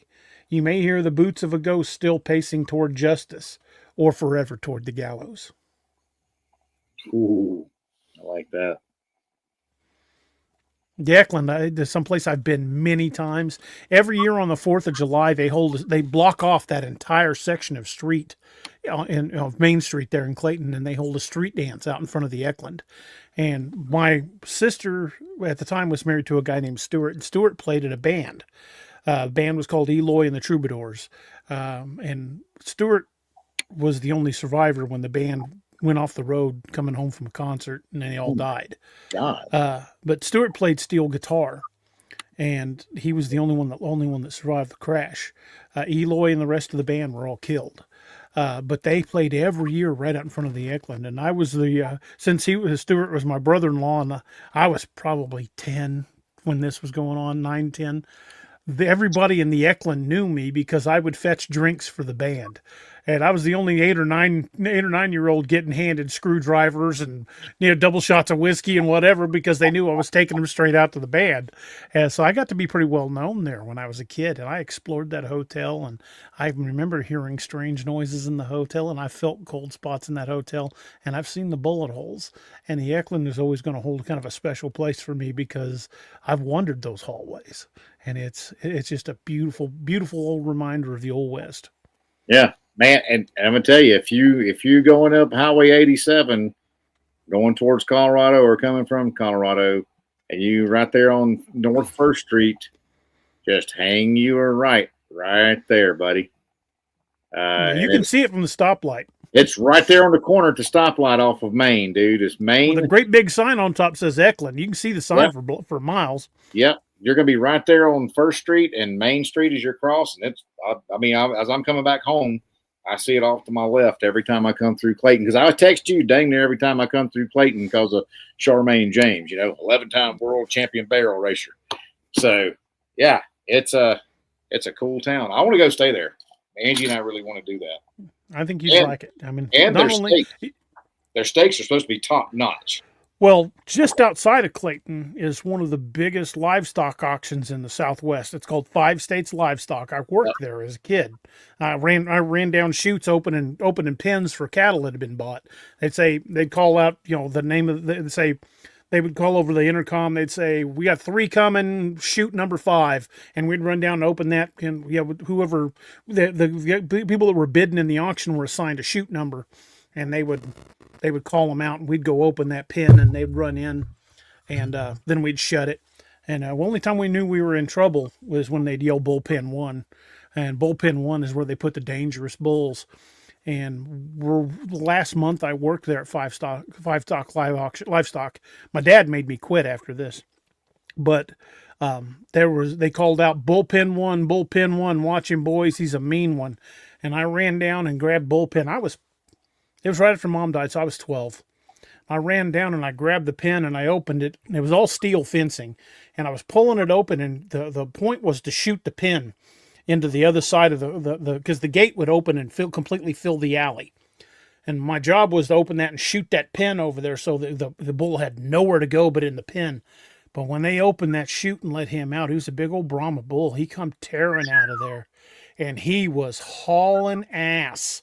And he hit that gate before I had the time to lock it. And that knocked me flying back about 10 feet. And I hit the ground and slid, and I was laying there shaking my head, and I was stunned. And the gate does one of these numbers. It just shook and then slowly started opening, and there was nothing between me and that bull. And it come at me bellowing and hollering. And we had riders that ran those alleyways to push cattle. And the supervisor was a guy named Tom Ferguson. And Tom put his horse between me and that bull. And that bull turned its head, and it gored Tom and that bull. Damn near took Tom's leg off, killed the horse. Good and Lord. I heard the horse screaming, I'm scrambling backwards trying to get away, and then I heard 30-30s ringing out. Because every cowboy within parking distance grabbed rifles and put that bull down. But it killed the horse and damn near took Tom's leg. This is hard. Golly. I'm going to tell you what, man. But if it hadn't been for him, I'd be dead.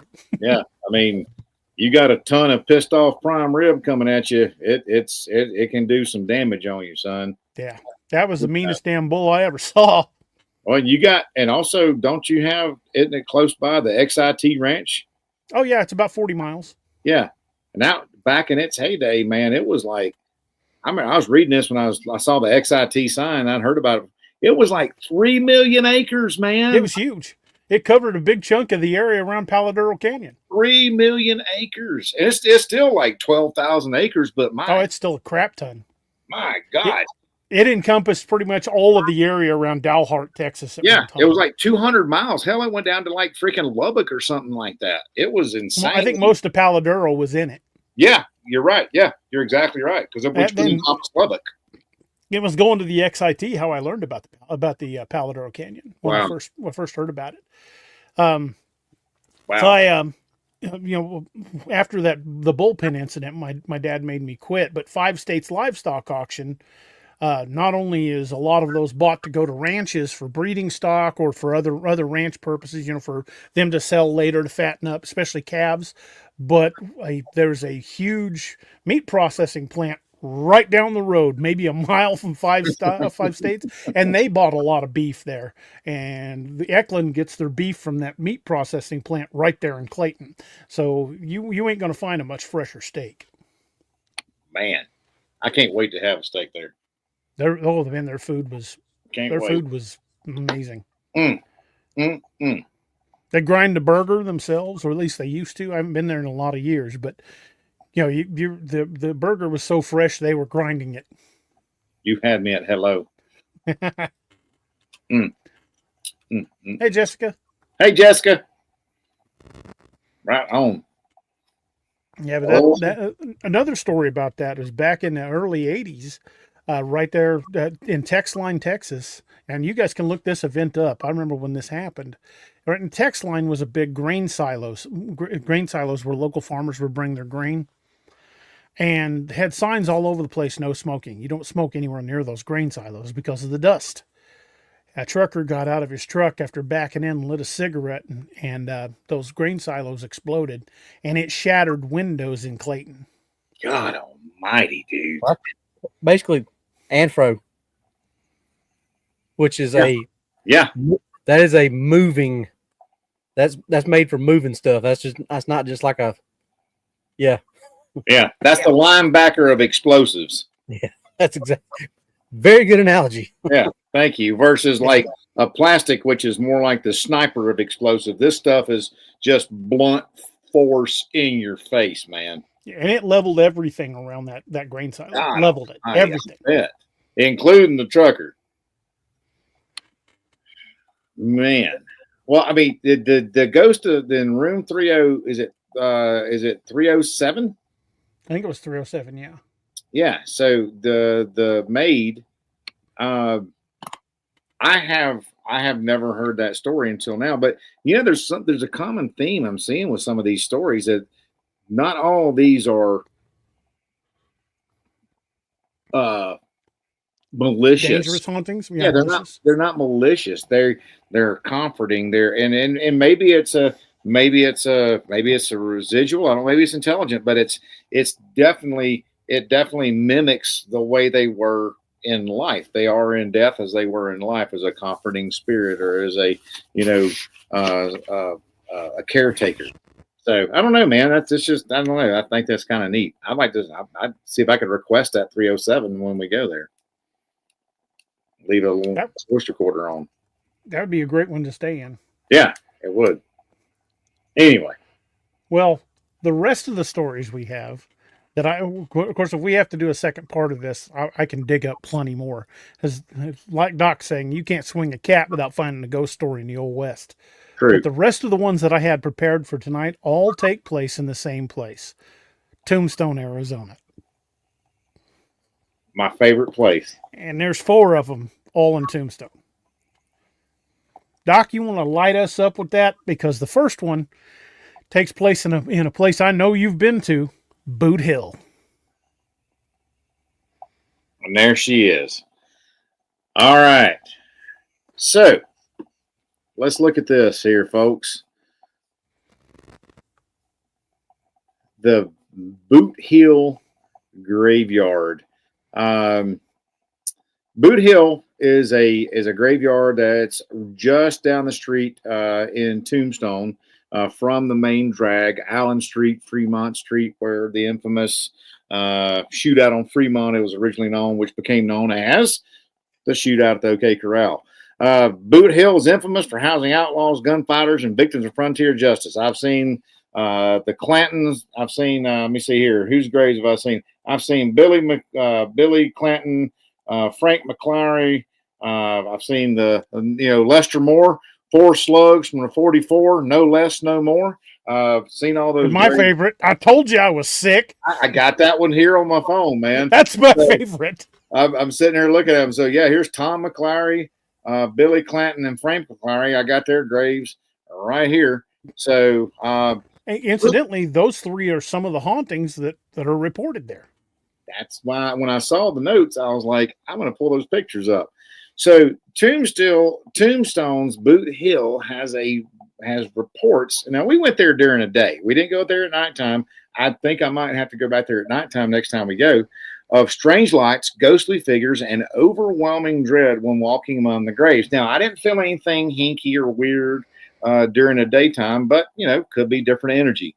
But local lore, and I heard this from some of the folks there in town that were from there. Disturbing the graves, just kind of like what we were talking about, taking the pebble from Bodie, brings misfortune, reinforcing belief that the restless spirits of Tombstone still, to this day, guard their final resting place. So that is something I can say, a place I've been to. It's pretty cool. Here's you an interesting note about Tombstone, about the Boot Hill on Tombstone. Before he passed away, Val Kilmer purchased a family plot and gifted it to Kurt Russell. Isn't in that Boot cool? Hill. That's really cool. It's very cool. Val's a cool guy like that. Yeah, it's such a man. I mean, I just love the history of the West. I will say that, especially the Southwest. But Boot Hill, been there, walked around. A lot of tragedy, man. A lot of tragedy, a lot of sad deaths there. Just like if you ever go up into Deadwood, go to Mount Moriah. Been to Mount Moriah. And go into Glenwood Springs, where Doc Holliday's grave allegedly is. So that could be Doc, a whole. why don't you keep right on rolling? This is near and dear to you. All right, man. So me and Robbie will jump in and talk about stuff, but yeah, I like the passion that comes through on this, because not only do you go to Eldorado days, this is a place that you really love. Love it, man. And Tombstone was founded by a old miner named Ed Schifflin. Now, Ed Schifflin, back in the day, everybody was saying how crazy he was, mining in the mountains out there, and they said, man, this place is going to be your tombstone. And then he struck silver, right, in like 1879, struck silver. Tombstone was founded, so he called it Tombstone, kind of like in your face to his critics. So Tombstone rapidly grew. In 16 blocks along Allen Street, there were over 116 saloons in 16 blocks. That's a lot of saloons. It's amazing. So there was ne'er-do-wells, there was charlatans, there was brothels, there was all elements of life back in the day. And then the Birdcage Theater there in Tombstone, which I've been to, opened in 1881. Now, this earned a reputation as one of the most violent and haunted saloons in the Old West. There's at least 26 documented deaths and over 140 bullet holes still visible in its walls, and I have seen several of them. It opened on December 26, 1881 by William Hutchinson and his wife, Lottie. He was on his billy. It was originally advertised as an opera house, but it quickly shifted into a burlesque, gambling, and prostitution facility to appeal to the miners. Now, back underneath the Tombstone was another saloon. Under the Birdcage was another saloon, and it had its own cribs for the ladies of the evening. And this thing operated 24/7 for 8 years until the silver mines flooded in 1889. And if you look at those cribs downstairs, the soil doves left, stuff still there. Never has been touched, gone. Okay. The New York Times once called it the wildest, wickedest night spot between Basin Street and the Barbary Coast.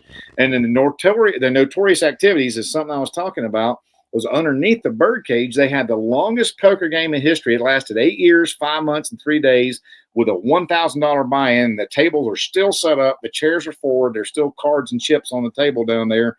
Players included Doc Holliday, Bat Masterson, and Diamond Jim Brady. Now, at least 10 men died during disputes down there in that area. Now, they called it the Birdcage Theater because there was a brothel. There was the opera boxes, but they were also converted into cribs. Now, they had dumbwaiters and elevators, everything going up on either side. As you walk in, there's a bar right there. You walk in, on either side, there's these elevators and dumbwaiters that go up. And, dude, they were serving champagne and all kinds of liquor and everything 24/7 to all these different cribs that line this. So you got 7 on one side and 7 on the other.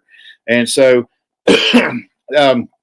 This is where Wyatt Earp met Josephine. He met her downstairs because that was the more high class area. She wasn't some spirited actress from San Francisco like George Cosmatos said in the movie in 1993.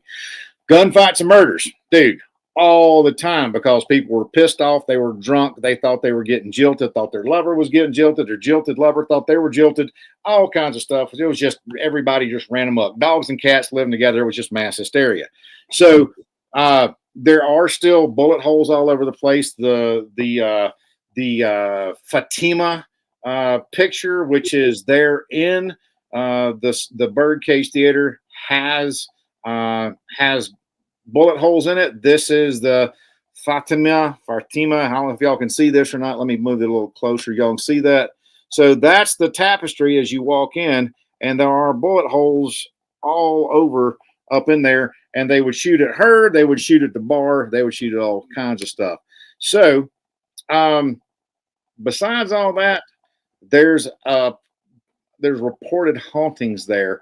The lady in white, her name is Margarita. She was murdered by a jealous client in crib number 2. She was a lady evening. She appears in a white negligee singing sad Spanish songs, and male visitors have reported phantom caresses and whispers in Spanish. Now, there's stagehand Harry. He was killed in 1882 when a sandbag fell on him, and he's said to still work the rigging. You're supposed to hear the ropes and the cables and everything working on the winches and the pulleys.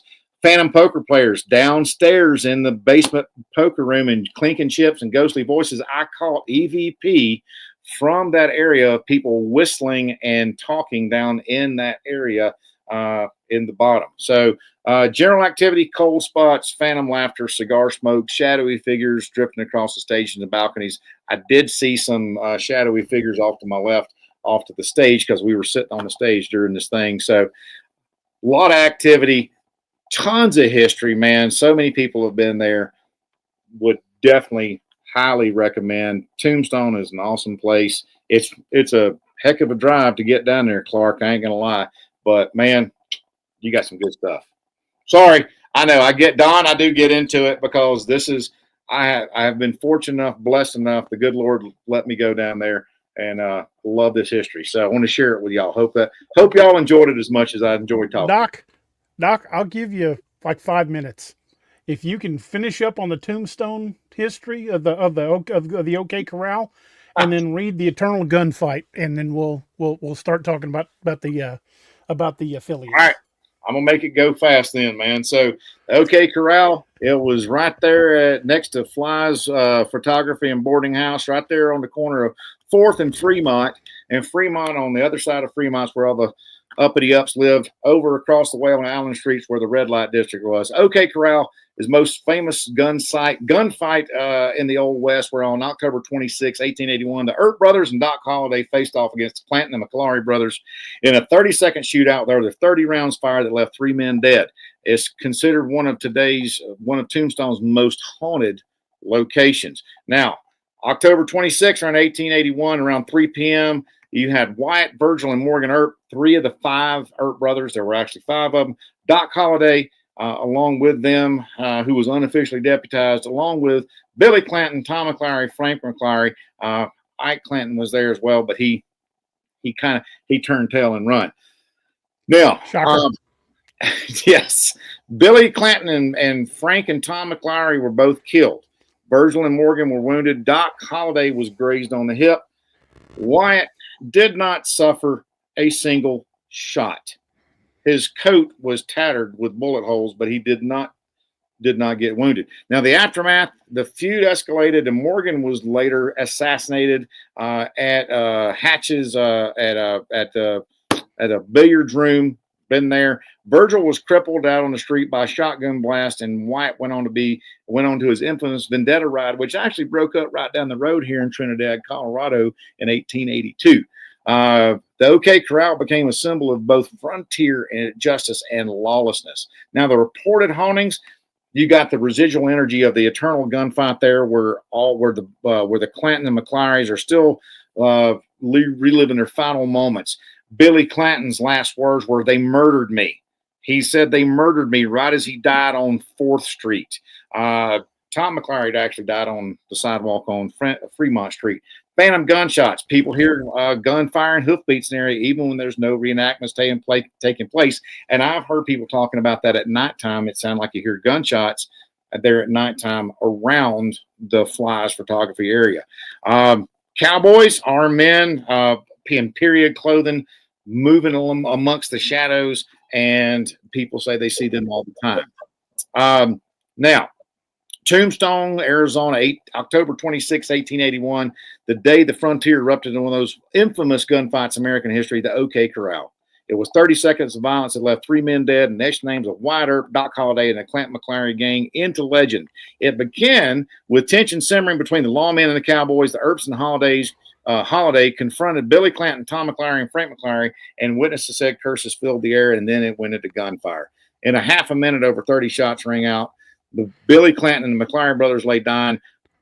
Virgil and Morgan were wounded. Doc was wounded, and Wyatt walked away unscathed. The fight never truly ended because visitors claim they still linger. The phantom gunshots echoing across the lot, shadowy figures appearing at dusk, only to vanish into the wind. Some swear they hear Billy Clanton's dying words, "They murdered me." Cold spots, spectral hoofbeats, and apparitions replay the gunfight in silence as if the spirits are trapped in that eternal 30 seconds in a never-ending loop. The OK Corral is more than a tourist site. It is a battlefield where history bleeds into legend and legend bleeds into haunting. A place where the old west refuses to die. And if you want to stand there at twilight, you may hear these shots that never stopped in the eternal gunfight of Tombstone.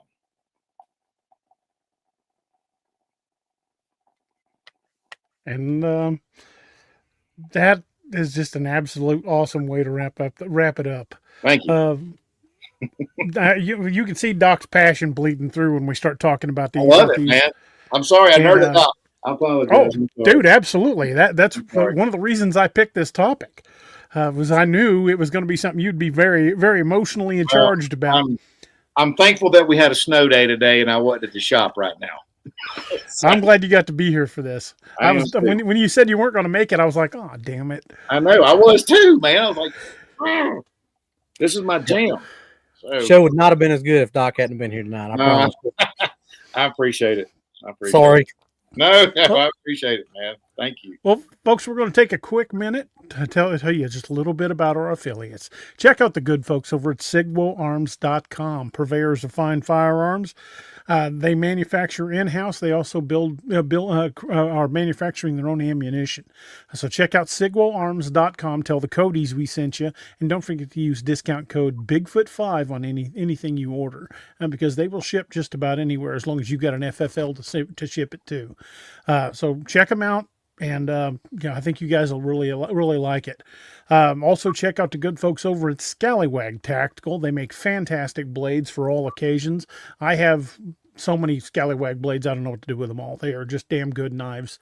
And each one's got a different purpose. I mean, they're good utility knives. They're great camp knives. They're good hunting knives. They've got everything you could possibly want. Skinning knives, survival knives, they've got it.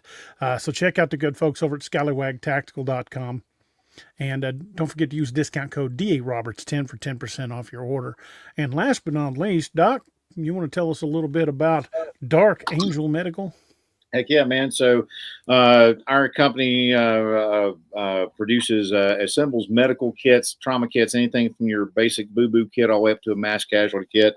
And you can find us at darkangelmedical.com. That's www.darkangelmedical.com. Our products are HSA, FSA approved. So if you have some funds left over towards the end of the year, need to get some stuff from us, we're happy to help you out, and all of our kits are backed by our exclusive Kit for Life guarantee, where is if you save someone with one of our products, just let us know what you've utilized, send us some documentation of the save, and we'll replace that 100% free of charge. And that's called our Kit for Life guarantee. So use the coupon code Cryptid20 for 20% off, and that never expires. We're running a Black Friday sale going on right now. And so we've got our 2026 class calendar up. So we'd love to see you in a class. And if there's not a class around your area, let us know. We can get a class going in your area. And if you don't like people and you just want to take a class online, we got online training too. So head over to darkangelmedical.com and get a kit, get trained, and be the difference. 210 saves to date. 210 saves. Thank the Lord. And that is amazing. That is a blessing. And one other thing I want to make sure we don't fail to mention, because I know we did the other day. Robbie, we got 3 people's books we kind of talk about. Do you want to take a minute to tell us a little bit about each of those books and where to find them? So, obviously, you got the OG over here, the godfather of all of us, DA. Gonna make you an offer you can't refuse. The Tom Clancy of cryptids. That's right. His books, you can find them on Amazon and DA Roberts. You can also go to daroberts.net. You can go to his author page, which is rolling in the chats every so often. 37, is that the number now? 37 in print, and probably that many more on the back burner. At least. If you are in the chat and you have not read the books yet, do yourself a favor and start, because you're going to get addicted to them. Because I did, Doc did, and Amen. You're not going to find a better story from any other author. Then you got our good friend Luca Jacobs, and she writes in the same genre that DA and I do. She probably got what? Close to as many as me. She's got well over 20, I think. Yeah, she's got at least 15 in print. I know, maybe more, but Luca writes amazing books. She's got a new project she's working on right now where they're going to be going after the chupacabra, I believe, in Texas. Or if you go to Taco Bell, it's the Chalupacabra. Yeah, that too. And I got a few books out too, so You got what, 6 now? 7. 7. Yep. Working on 8 and 9 right now, but got 7 out. But they're there. Yeah. If you like his, you might like mine too. His books are you'll awesome. definitely like them. Robbie's books are great. Hey, freaking, your books are awesome. Shut up. Well, don't ask me to talk about my books if you want to. I know. Robbie's books are amazing, and they've only gotten better. He continues to improve his craft, so we're very proud of him. Amen. So, folks, there's one other thing. We got 3 minutes to go, so we're going to wind this down quickly. One other thing I want to talk about, and that's the 22 a Day Foundation. We lose 22 veterans a day to suicide, and that is just unacceptable. So reach out to your friends and family that are veterans or first responders in any capacity. If they've worn a uniform at all and served our country or served our communities and kept us safe and free, they deserve our care and our respect. So reach out to the ones you know who've served. Let them know you think about them. Let them know you care, because fighting PTSD is bad enough other than doing it. And it's even worse when you have to do it alone. Let them know you think about them. Reach out to them, especially in this holiday season, because PTSD seems to hit the worst during the holiday time. Mission22.org is a great organization. They help out with veterans with getting them service dogs and things like that. It's just a fantastic organization. And then check out ODMP, which is Officer Down Memorial Page, odmp.com, which does for first responders basically what the Mission 22 does for veterans. It shows you line of duty deaths, even ones that weren't actively related to their job, and in a lot of cases those are suicides as well. But they both have charities that can help veterans, that can help the children of first responders who fell in the line of duty. It sent a lot of kids to college from the children of first responders who fell. So definitely check those folks out, because we're not doing enough to help our veterans and first responders. Let's all take a moment and remember the 22nd of each month, and just set a reminder on the 22nd to reach out to everybody you know. Do a buddy check-in, check on your battle buddies, because you never know, that one text might make all the difference in the world. And let's get 22 a day down to 0 a day where it needs to be. And we are right here at the end of the hour, and we got Mr. Doc himself here, the man, the myth, the legend, and pour yourself a glass of something nice. I mean, it doesn't have to be a whole lot, just enough. I got me some old smoky salted watermelon, and Doc, if you would lead us out in the toast, I would be very, very grateful. If you would, please remove your covers and say a prayer to those above and those below and those all around. But since it fell into my lot that I should rise and you should not, I'll gently rise and softly call, good night and joy be to you all. Slán Javon. Slán Javon. See you guys on Saturday.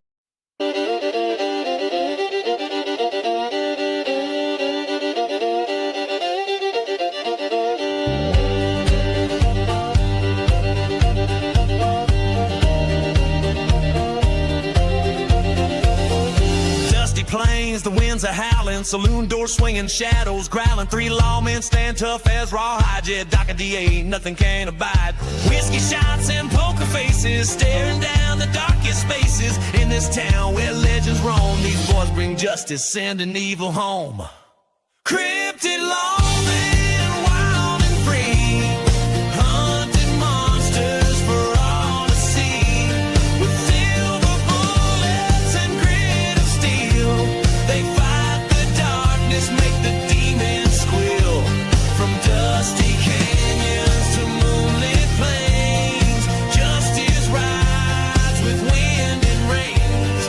Cryptid lawmen, a fearsome sight, standing tall against the endless night.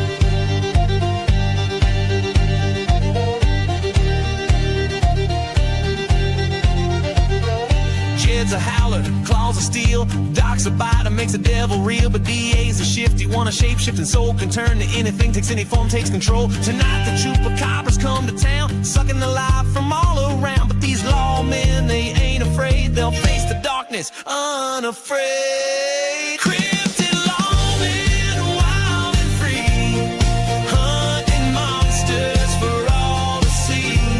With silver bullets and grit of steel, they fight the darkness, make the demons squeal. From dusty canyons to moonlit plains, justice rides with wind and range. Cryptid lawmen, a fearsome sight, standing tall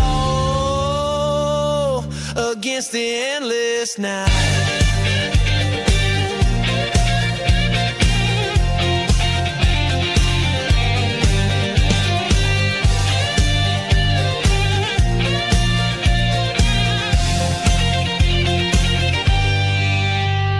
The full moon rises, bat wings flap, the air grows cold, a chill and trap. But these lawmen, they're ready to fight underneath the pale moonlight. Jed and Doc transform with a howl, DA shifts, becomes a night owl. Together they stand, a force so strong against the evil right in the wrong.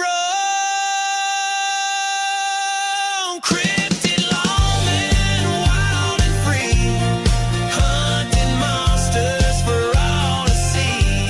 With silver bullets and grit of steel, they fight the darkness, make the demons squeal. From dusty canyons to moonlit plains, justice rides with wind and rains. Cryptid lawmen, a fearsome sight, standing tall against the endless night.